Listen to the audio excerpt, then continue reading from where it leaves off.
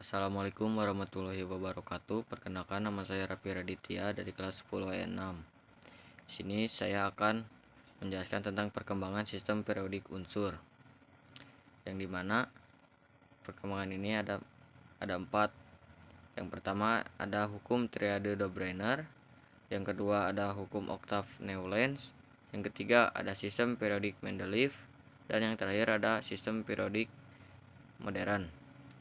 Yang pertama, saya akan menjelaskan tentang hukum triade de-Brenner. Hukum triade de-Brenner ini dikemukakan oleh Johann Wolfgang de-Brenner yang berasal dari Jerman.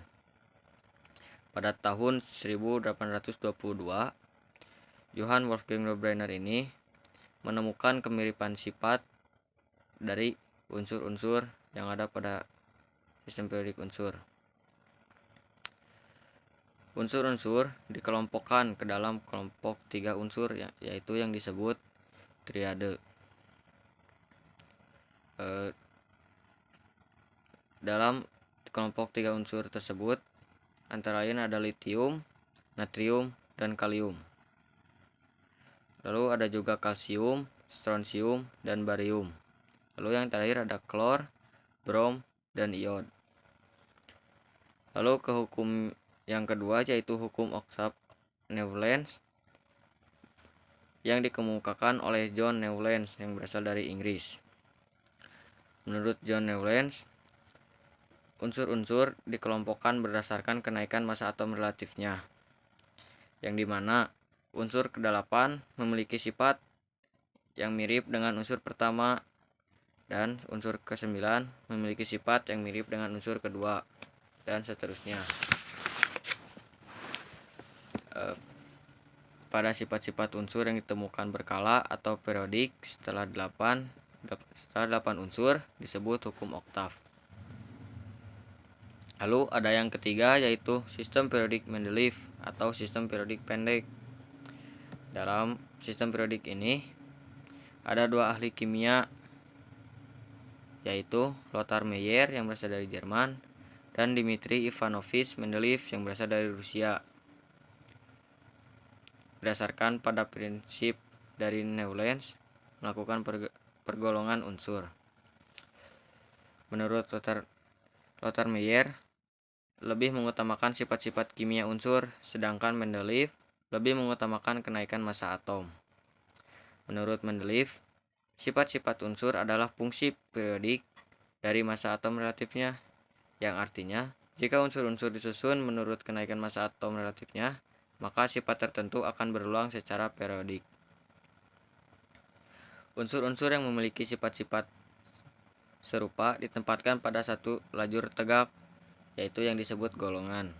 Sedangkan lajur horizontal untuk unsur-unsur berdasarkan pada kenaikan massa atom relatifnya, yaitu disebut periode. Lalu yang terakhir ada sistem periodik modern atau sistem periodik panjang.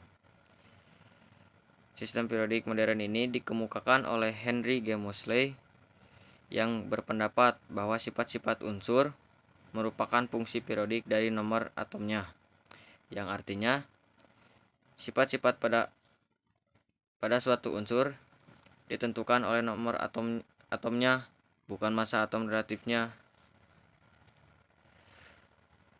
Baik, lanjut ke yang kedua, yaitu sifat-sifat periodik unsur. Yang pertama yaitu ada jari-jari atom. Jari-jari atom adalah jarak dari inti atom sampai ke elektron di kulit terluar. Besarnya jari-jari atom dipengaruhi oleh besarnya nomor atom unsur tersebut. Semakin besar nomor atom unsur-unsur segolongan, semakin banyak pula jumlah kulit elektronnya, sehingga semakin besar pula jari-jari atomnya. Jadi, satu golongan, jari-jari atomnya semakin besar. Dalam satu periode, nomor atomnya bertambah, yang berarti semakin bertambahnya muatan inti, sedangkan jumlah kulit elektronnya tetap. Akibatnya, tarikan inti terhadap elektron terluar makin besar pula, sehingga menyebabkan semakin kecilnya jari-jari atom. Jadi dalam satu periode, jari-jari atomnya semakin kecil. Lalu ada yang kedua yaitu afinitas elektron. Afinitas elektron adalah energi yang dilepaskan atau diserap oleh atom netral dalam bentuk gas apabila menerima sebuah elektron untuk membentuk ion negatif. Semakin negatif harga afinitas elektron, semakin mudah atom tersebut menerima atau menarik elektron dan semakin reaktif pula unsurnya. Afinitas elektron bukanlah kebalikan dari energi ionisasi. Dalam satu golongan, harga afinitas elektronnya semakin kecil. Dalam satu periode, harga afinitas elektronnya semakin besar. Lalu ada yang ketiga yaitu energi ionisasi. Energi ionisasi adalah energi minimum yang diperlukan atom netral dalam bentuk gas untuk melepaskan satu elektron membentuk ion bermuatan positif 1. Jika atom tersebut melepaskan elektronnya yang kedua, maka akan diperlukan energi yang lebih besar atau yang disebut energi ionisasi kedua, dan seterusnya. Dalam satu golongan, E1 semakin kecil karena jari-jari atom bertambah sehingga gaya tarik inti terhadap elektron terluar semakin kecil. Akibatnya, elektron terluar semakin mudah untuk dilepaskan.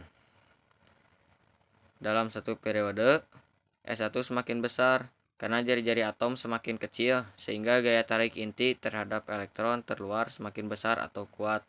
Akibatnya, elektron terluar semakin sulit untuk dilepaskan. Lalu, yang terakhir ada keelektronegatifan. Keelektronegatifan adalah kemampuan suatu unsur untuk menarik elektron dalam molekul suatu senyawa. Keelektronegatifan diukur dengan menggunakan skala Pauling yang besarnya antara 0,7 sampai 4. Unsur yang mempunyai harga keelektronegatifan besar cenderung menerima elektron dan akan membentuk ion negatif. Unsur yang mempunyai elektronegatifan kecil cenderung melepaskan elektron dan akan membentuk ion positif. Dalam satu golongan, harga keelektronegatifan semakin kecil. Dalam satu periode, harga keelektronegatifan semakin besar. Sekian penjelasan dari saya. Maaf apabila ada salah kata. Wassalamualaikum warahmatullahi wabarakatuh.